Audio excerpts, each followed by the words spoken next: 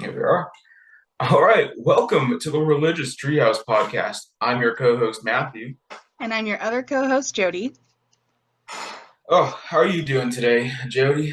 I am doing, exceptionally fine. I have a small dog I'm watching chase a beam of light, so that's entertaining. How are you? Good. I don't have any dogs watching beams of light, so I guess not as good as you, but we're doing fine. Doing So, fine. fun little thing we are going to be doing before the episode really starts is I'm going to pull a card. These are little daily inspirational crystal cards. And today's card is appetite, and it says to get out of your comfort zone. And I don't know about you, Matthew, but I am thoroughly outside mine. I mean, the ideal card for the first episode where we have no idea what we're doing. So like the cards have spoken and they are true. We are outside of our comfort zone, and hopefully we can bring in our many, numerous fans Many, all of them. into our comfort zone of this podcast. So, fun little facts about us. We're going to give you our favorite food, movie, and dream vacation. My favorite food is pizza. What's yours? Ooh, I love a good homemade mac and cheese. Like I'm basic, but like if you get a good homemade mac and cheese, not no Kraft mac and cheese, but like a homemade mac and cheese, like you can't beat it. Do you make your own mac and cheese at all? I haven't in a while, but that's just because I have a tiny little kitchen. Mm, Um, but a good mac and cheese, that's the way to go. yeah. No, and it uses one of the mother sauces, which is a bechamel, which is very important to know how to make if you're cooking. And Fancy. No, yeah, I'm not. I'm sadly not a chef, but we'll hopefully work I'm on it. skilled. At this. Favorite movie? Mine is Quest for Camelot. Have you ever seen it? I haven't heard of it. Matthew. It is amazing. There's this girl and her father dies, and then Excalibur is stolen, and she meets this blind boy who navigates through the woods with his staff, and they're singing, and it's wild. Sounds like something. It's I and there's two dragons that have a dance number. It's amazing. What As they should. Any as movie they with should. dragons should have a dance number. What's yours? Oh, I would have to go with Joseph and the Amazing Technicolor Dreamcoat. Again, I feel like that's super basic, but like it's the best Bible movie out there. And I don't want to like give spoilers away, but the Pharaoh is the best portrayal of a Pharaoh in any Bible movie I've ever seen. It's the most fun Bible movie out there. And like what else can you ask for? This is very And true. Andrew Lloyd Webber, like what is there to beat? I mean, Andrew Lloyd Webber. I think that Yeah. ends the conversation. I Yeah. still need to watch it. You haven't seen it? No, Oh my goodness, Jody. I know. I know. I'm failing. But you know what? If you want me to quote you Prince of Egypt, I can See, do that. I haven't seen that one, so we need Movie to night. trade movies. Yeah. And Dream Vacation, did you know Disney does this vacation where they take you to every single park? How many parks are there? I know there's one in Paris. There's a two Seven. in the U.S. Seven. Oh wow, Seven. that seems excessive. So yeah, two in the US, Paris, Hong Kong, Tokyo. That's only five, Jody. Oh, no, no, no. Seven locations because they also take you to the Alani Resort and the Shanghai. So six Okay. parks, one resort in Hawaii. Okay. But you go around the world in a jet. Yeah. It's $100,000. Oh, easy. After we get like three or four podcasts out and all of them, like, I'm sure we'll be able to afford that. Yeah. Be like, peace out. They just opened this new thing. It's called Fantasy something. It's out. It's You have to go to Disney Sea. I think it's in Japan, but they have these really cool like Disney princess rides, and that's all I want. I just want to go on Disney princess rides. Like, Yeah. Obviously. I don't want to say anything too triggering, like keep Big Thunder Mountain away from me, but I mean, it hurts my back. Oh, I'm old. sure, sure. If you could go anywhere, where would you go? Oh, see, I'm torn. Like, because I want to go to like Israel and like look at all the history and stuff there. Like that seems like a ton of fun. There's like so much history that like I just want to like see and be like, oh, what's all that? But at the same time, like I want to go to the Louvre, like that's in Paris, and like see all the Paris things. They have tons of fun museums I want to go to. Um, oh, okay. Let's. How about I say Europe? We just do Europe in general. Because like I don't know. I want to see Spain. I want to go to Cordoba. That seems like a lot of fun. A nice long European trip where we Yeah. just hit all of the little countries. 2 months. 2 months of Europe Two sounds months of amazing. Europe, 2 months of I'm Europe, a museum a day, and a cathedral every other day.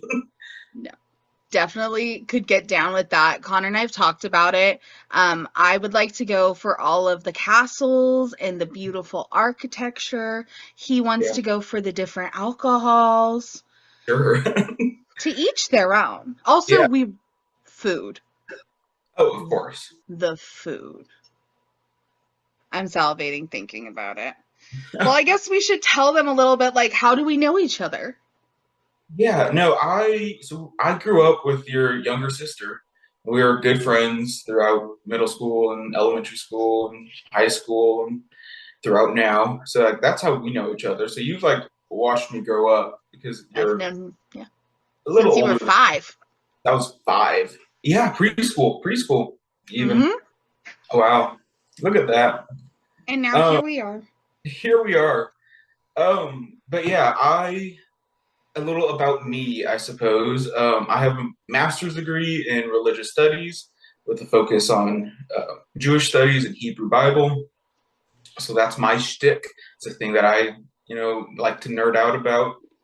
Um, but yeah, we're both from California. I live in North Carolina right now. And I Um, am back in California, and it is so fun. So, what made you want to get a master's degree? right, yeah. So I have a bachelor's degree in mechanical engineering, right? So, very very big switch that no one really understands, and neither do I. But I picked up a minor in religious studies um, while I was working on my engineering degree, and like I just found it to be so much more interesting, so much more fun.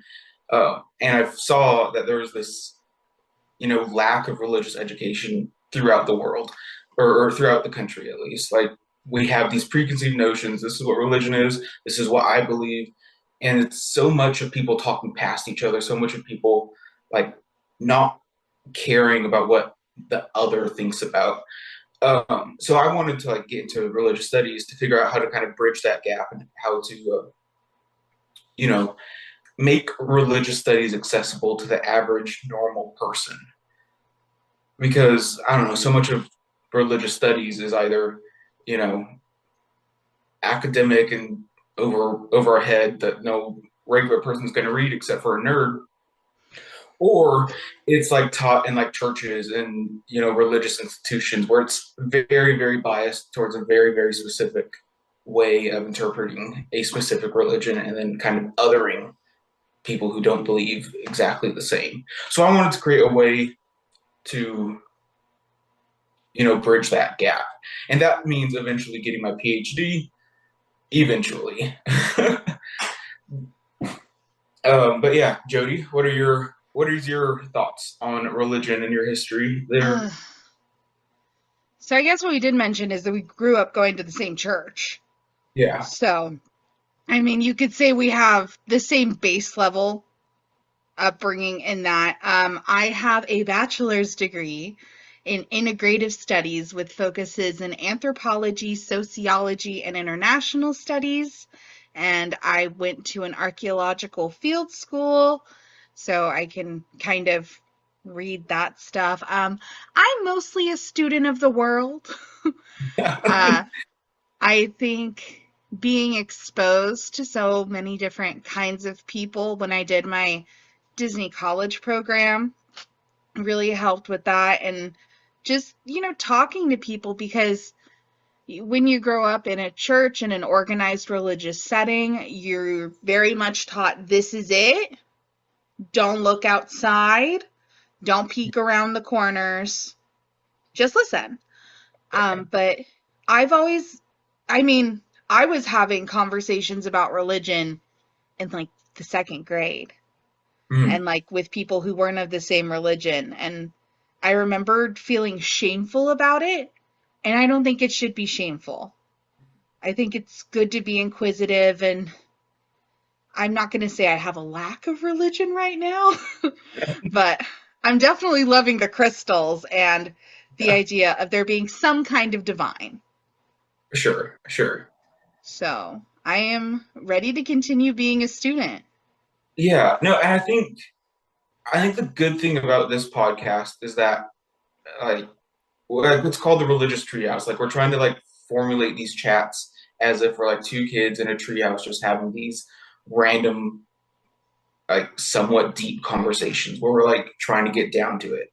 And I think what I'm looking forward to with our dynamic is, I'm much more, academic or whatever, like I'm the one that like likes to read these old articles and all those types of things. And I struggle to tap in with like the average person who's like, no, but I need to know what like spirituality is and like what religion I should be and like all those things because those just aren't really questions that I think about a lot. So like I love this dynamic like and we've had these conversations where you just like ask these questions that I would never think of because it's just like we're not going to write like I'm not going to read a piece of scholarship about your everyday, like the average person's everyday experience. I'm here reading about what does this one word mean in Hebrew and all that. So I'm really excited to, have these conversations and try to bridge that gap between um, our two our two worlds. And that's not to say I know what I'm talking about. Like for all you listeners who like want an academic podcast, this isn't it. Like I'm gonna try to be academic, but if you want like a solid, good academic podcast, I can point you into like better directions. But this is hopefully going to more so bridge the gaps between my nerdiness and Jodie's regular everyday person of like living through the world. Right? Because I mean, Right? Is that religion is is that so, what you're yeah, religion is so ingrained in our everyday. And I don't think it's talked about enough, like how much influence it has. And I know some of our best conversations have been while we're playing Fortnite.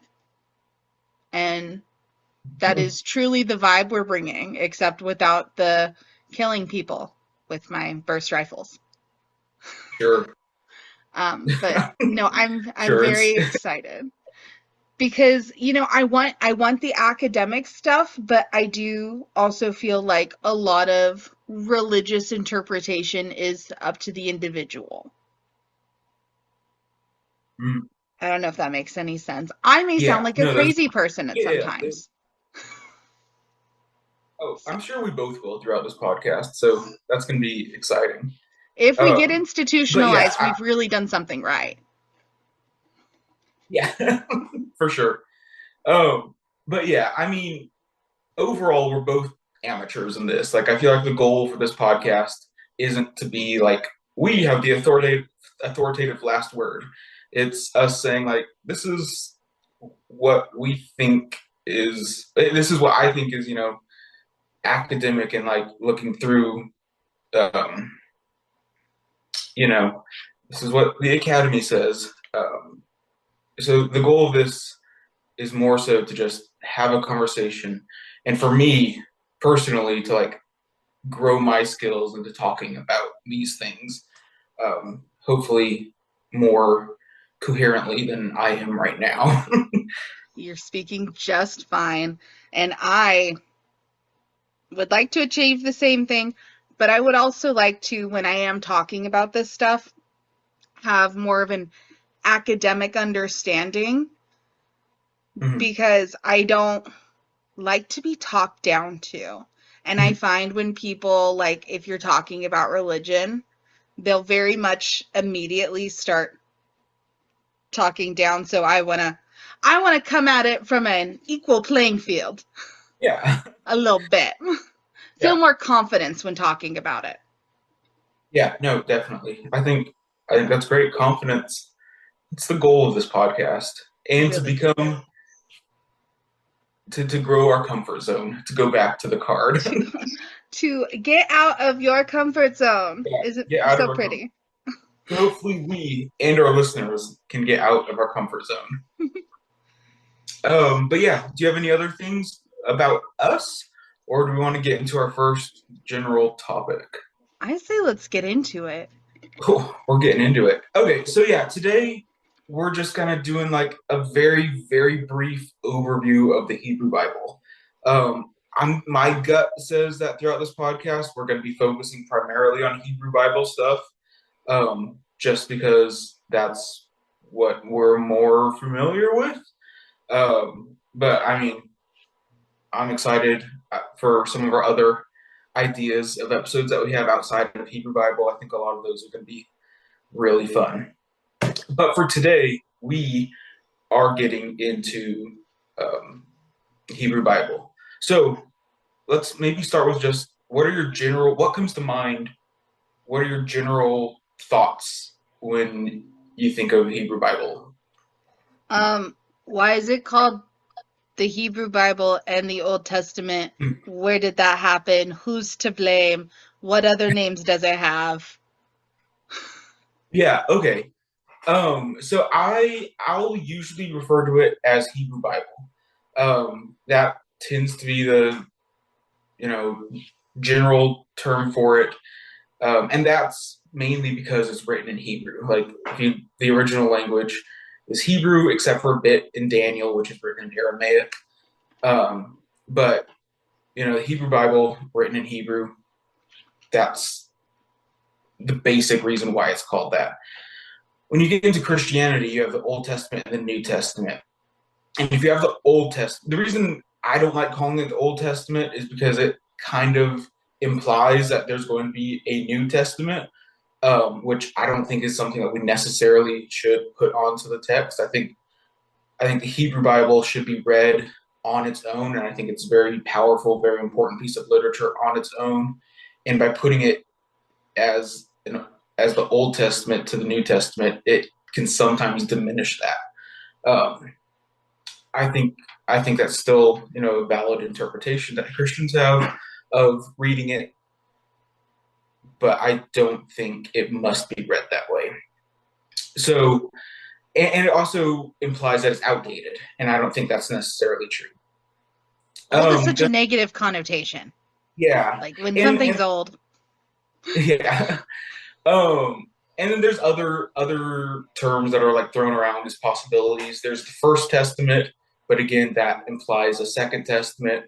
Like we didn't have World War One before we had World War Two. Yeah, so like it implies that there's going to be a second. But what I like about that is that it also allows the possibility of a third testament. But I don't think that's necessarily a good term for it. But there's a handful. There's some that have called it the Jewish scriptures, which I think is acceptable. But that would make the New Testament Christian scriptures, but the Old Testament is also Christian scriptures. So it just has this weird overlap. So I usually go with Hebrew Bible to be safe. Yeah. Does that, So I guess that leads to my next question. Because it's like, does that make the Hebrew Bible just Bible basic plan and then the New Testament Bible plus? sure. Like One if of my it was a streaming service. yeah. One of my professors who's ordained minister. I took a class in the divinity school, so very Christian, but he was an Old Testament professor, and he said the New Testament is the appendix to the Old Testament.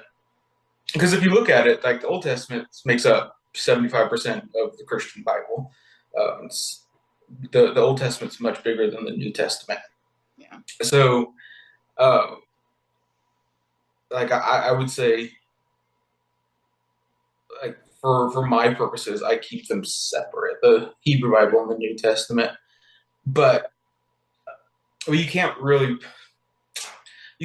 read the New Testament without referring back to the Hebrew Bible because so much of it cites it and stuff, and reads into the Hebrew Bible as inspiration for what they're writing then. So I guess, does that make sense? I don't speak streaming services well enough to know what what Bible Plus means. No, no, it just usually means no ads. But Oh, okay. sometimes you'll also get like sports added onto your package or something, or live television. Uh, no, Sure. but that made sense. I just, um, I don't know. I'm really intrigued because I was like, I looked up about how many years does the Hebrew Bible take place over? It said around 4,000 years. Yeah. So if you want to look at like through like creation through um Chronicles, which is going to be the end of the Hebrew Bible, um like you can make the argument that that's about 4,000 years, but I think that treats the Hebrew Bible as if it's a history book, as if it's like scientific literature saying, and I don't think that's necessarily how we should be reading the Hebrew Bible. So like yeah, because you've got the estimates, the Earth is 6,000 years old, and I don't think that's based in anything worth basing thoughts in. Um, Next but episode. yeah, but I think it's perhaps more helpful to talk about how long it was written. So like our oldest writings come from 1,000 BCE, 1100 BCE maybe, and those are songs, bits and pieces here and there inserted throughout the Bible. Like the Song of Deborah in Judges is one of the oldest pieces of literature.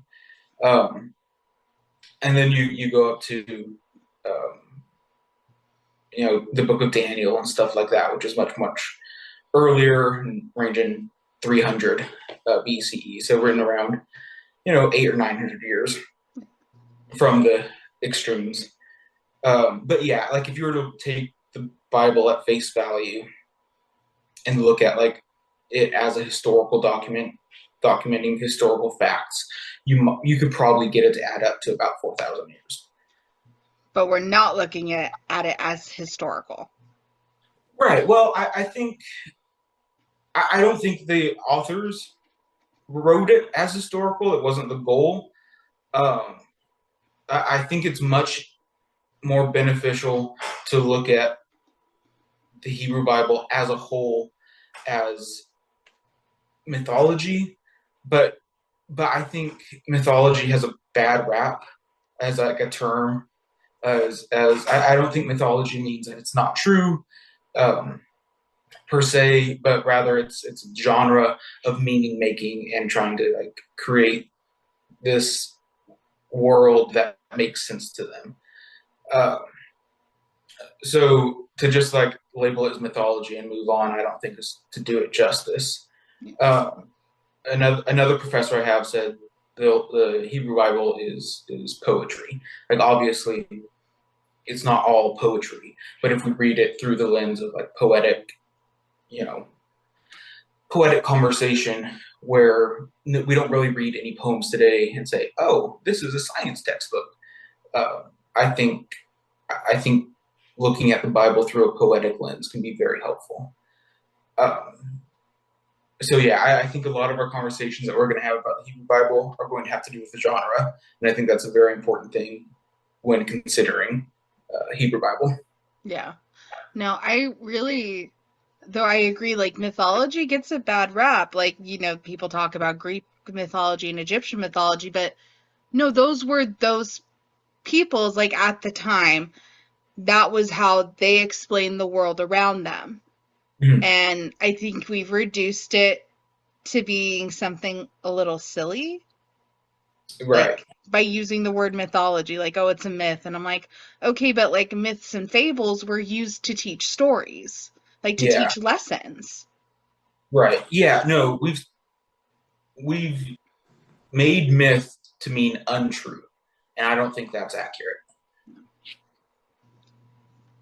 So here's what I do know about the Old Testament, and that's that God was a tad more smitey Hmm. than New Testament God. Sure, God gets a bad rap. um, I think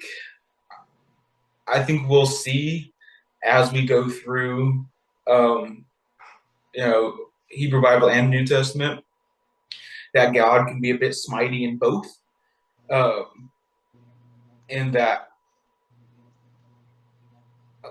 I feel like that it's very reductive because that's what so many people say. And yeah, it goes back to like the beginnings of Christianity, where they had some church fathers were like, we should just ignore this Old Testament. This is not the same God. We just like New Testament, Jesus, that stuff. Like so that goes back thousands of years. But like the again, if we look at it through the lens of people understanding their situation, if we look at it through the lens of how they perceive God in contrast with how other worldviews of the time might be. I think I think the Old Testament Hebrew Bible is much more a product of its times than we like to give it credit for. And to say that the Old Testament Hebrew Bible is smitey isn't to like take it seriously on its own. Because like there is parts of it that for sure, we got angry God doing angry God stuff. But to figure out why God is angry, I think is much more important than to just say, "Oh, God is angry. That's scary. Let's run away." Yeah. So would you But say well, the tone changes based on the religious group that's like, because you have the Hebrew Bible and then you have the Old Testament, and I'm not sure what it is for Islam, the Quran. the Quran. Do you think the tone just changes a little bit based on the group?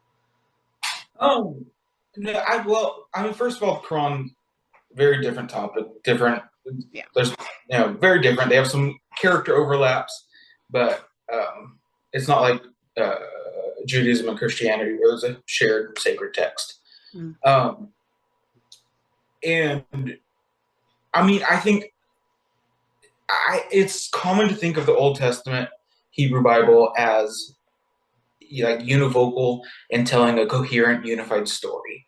Mm. Same with the New Testament, but I don't think that's the right way to think of it. It's a culmination of hundreds of different authors and different worldviews and different experiences being compiled into what we know as the Hebrew Bible. So, in each of those texts, in each of those authors, we get vastly different tones. And I don't think that's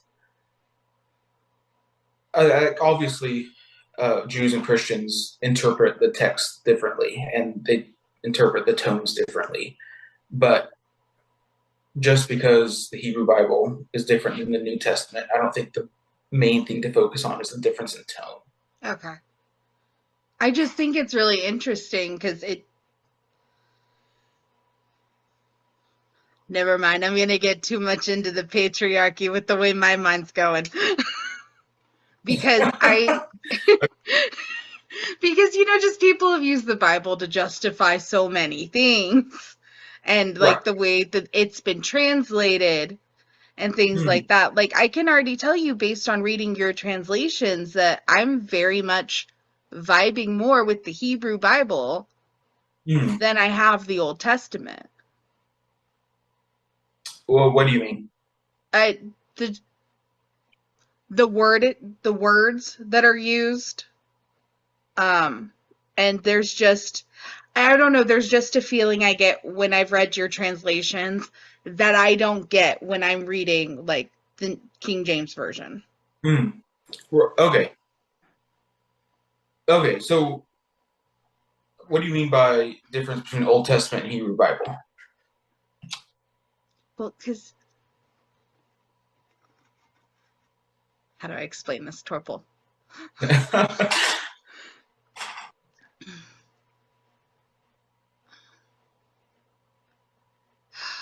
How do I want to explain this? Right. I feel like there was a lot more poetry in the Hebrew Bible than the Old Testament, which is what Right. you've said to read it as poetry. Yeah. Okay. So I think there's a few things to point on here. Mm. The Old Testament and Hebrew Bible are the same thing. They're the same texts, the same thing, one and Yes. the same. The only difference between Old Testament and Hebrew Bible, the difference between um, a Jewish Bible and a Christian Bible is going to be the order of the Old Testament and Hebrew Bible Okay. book. So in the Hebrew Bible, it's split up into three main sections. We have the Torah, which is Genesis, Exodus, Leviticus, Numbers, and Deuteronomy, and then we move on to the prophets, and that's split up into the former and uh, latter prophets, which is uh, Joshua, Judges, Kings, those books, and then you have all your prophets, Isaiah, Jonah, Hosea, Ezekiel, all those types of guys. And then the third is the writings, which is everything left over that they think is sacred scripture, kind of put in together. And there you get the Psalms, Job, Esther, Daniel. Christian Bible, the Old Testament, orients it in a different way, where they try to line up much more historical in order, where like they have Ruth right after the book of Joshua, even though Ruth is in the very end of the Hebrew Bible, because it talks about the time of the judges, even though it was written much later. But the Old Testament is written in a way that it ends with the prophets, and the reason that they do that is they try to make the argument that if we read it through that lens, it points towards Jesus. And it's kind of a messianic ordering Yeah. of the books. So the Hebrew Bible and Old Testament are the same thing. Well, Now, yeah, I go think ahead. I was just differentiating them in my brain Okay, because as I was reading it from like the Bible as the Old Testament, like it just I the before and after, I guess, is what I'm saying from my mindset. Since we okay, started our discussions, there's been a switch, and that's okay, kind of how I'm differentiating from my pre-talks with Matthew and my post-talks with Matthew. okay, But yeah. thank you for that explanation and continue. I just realized I sounded very stupid for a second and I was like, no, there's a reason. I just have ADHD. Yeah, no, that makes. But that is a common misconception that a lot of people have. It is very common for people to think that the Hebrew Bible is different than the Old Testament, Okay. but it's not. They're the same books, different order. Until we get into the topic of the Apocrypha, which we don't need to get into right now. Not Um, yet. but the second thing that I was going to bring up with you saying that my version was a lot more poetic, I think that was because you were just reading my Genesis translation, right? It was so good. And So I know it's because of the way you structured it. yeah, I so did what? read that note. Okay, yeah, what I was doing there was I was taking liberties that I might not should maybe not have taken. Um, because I structured when I translated, the first couple chapters of Genesis, not the whole thing. Um, but I structured that as more poetic, and I had it in like poetic line versing, which isn't how it's written in Hebrew. It's written in Hebrew as a very tight prose, where it's like obviously very intentional, almost poetic, but it's still prose, which is why you get most versions of Genesis 1 as prose. So the reason I was having a little fun with that was because I thought it would be interesting to see how it would flow as poetry, and I liked how it flowed as poetry. I think it felt really good, um, and I stand by it as a potential way to translate it because it's such tight prose. But we'll talk more about that next week. We'll get into that deeper next week as we go into Genesis 1. Yes. But it's Uh, really good. I think you should post it. yeah, I mean it's still working. I'm not good enough at translating yet to like share it with the world. I still have critiques of my translation, but that's another topic. Um, So, but yeah, can I go back to your the three sections? So the Torah, what Torah. section is that? So Like, Torah's first. That one's going to be the same in Old Testament, Hebrew Bible. It's always the first five books. first Uh, five. Okay. first five. Uh, And that's what kids are reading at their bat mitzvah. yeah, Okay. yeah. Um, but Torah, you might have heard it as the Pentateuch Mhm. or the five books of Moses. Okay. Because the main thing that the Torah tells the story of is, well, it starts with Genesis, which is the beginnings, and we get, Abraham and Isaac and Jacob and Esau and Joseph doing their thing. And then in Exodus, we get Moses. And Exodus through Deuteronomy, the rest of the Torah is Moses doing his Moses thing. Um, and is often attributed to being written by Moses, but we'll talk more about that later. Um, and then you move on to the rest of the Bible, and that's when it gets all out of order, depending on who it's for. Does that track? That tracks. That makes sense. I'm probably going to need you to repeat this and tell me when we get to those places, like, this Yeah. is what this is. This is how the church mixed it up, or, like, put it how they wanted it. Yeah. No, Well, that okay, makes so sense. there's no right way of ordering the books. I think that should also be there. Like the Hebrew Bible way isn't the right way. The Christian way isn't the right way. It's an amalgamation of different sources that have been put in some order. When I refer to it, I prefer the order of the Hebrew Bible. It makes more sense to me, and I like how it's structured, and that's how most of our super old manuscripts order it. At least our Jewish manuscripts. And then the Christian way of ordering it makes sense too in its own way, Yeah. but it's not, there's no right way. Okay.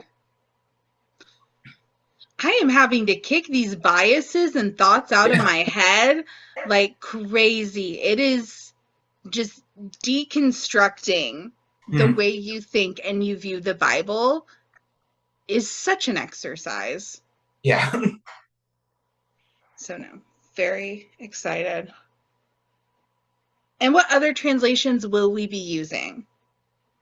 Yeah, so that's a good, like, we could have a whole episode on translations. There's always, the classic King James version. I will never use the King James version. It's like as a translation for its time, it was fine and it did a lot of good things. And as a piece of literature, I think it's very interesting and very good as a piece of literature. As a piece of translation in our modern world, I think the King James Version should not be used. And that's primarily because it's just written really old. It was written, 1611 is when it came out. And English has changed so much since then. So on that fact alone, that like the English has changed so much, I think the King James Version is like really problematic. And there's problems in like how it was translated to and all that stuff. But that's beside the point. I think it's safe to stay away from the King James Version. Okay. The academic consensus is to mainly use the NRSV version, the New Revised Standard Version, and they just came out a year or two ago with an updated edition. So that was what you're going to see quoted in like an academic paper if the scholar didn't translate it themselves, which they probably did. I also like the JPS version, the Jewish Publication Society. That one has it in Hebrew Bible order, the three different sections. There's a good it's this Jewish Publication Society Study Bible. I think by Adele Berlin maybe, and Mark Bretler. I think they're the editors on it. And that one has great study notes. Love the study notes. Robert Alter has a really good translation, a very interesting translation. So I refer to that one as well, and I recommend that you read that. Okay. Well, I recommend that people read it, but it can be expensive. I don't know if they have a free one of that online, but it's really neat how he translates it. Yeah. And then lastly, I'll do my own translations. But no, the Bible app has a lot of translations, so I have just been flicking through them. Yeah, and I know, I assume you're more familiar with the NIV and the NLT versions. Those are like I feel like the most common Protestant translations that people are like, go read that. And then what's the one? I know you got a new Bible that you're reading a lot of things from. It's called The Voice, and it is a compilation that has been done by different academics as well as musicians and poets and linguists, and it adds a lot, but they annotate that they add. But they try to make it seems maybe a little bit more similar to Aramaic with the poetry. Just because I've heard Aramaic is a very poetic language, and so they take some license in like how they translate things, but they give a lot of context. Okay, yeah, I know. I looked at a few of the verses that we've been talking through, and I think it's a very interesting translation, and I think it'll be a good way to spark conversations. Some of the choices that we make, because it was very interesting. I look forward to learning more about that one. Yeah. What was that? I'm just so excited to like really get into our episodes and start talking. Like, I'm so excited for Genesis. Yeah, no, it'll be a lot of fun. There's going to be a lot to say, and hopefully we say it well and we learn how to say it well. Hey, as long as we are getting out of our comfort zones, we're doing good. Yeah, no, definitely. I look forward to getting out of our comfort zones. But yeah, sweet. Well, this has been the first episode of the Religious Treehouse podcast. I look forward to y'all following along with us. Thank you for joining us. You can find us on Twitter and Instagram, and we're going to have a TikTok and YouTube. YouTube, that's true. And where are we going to be streaming?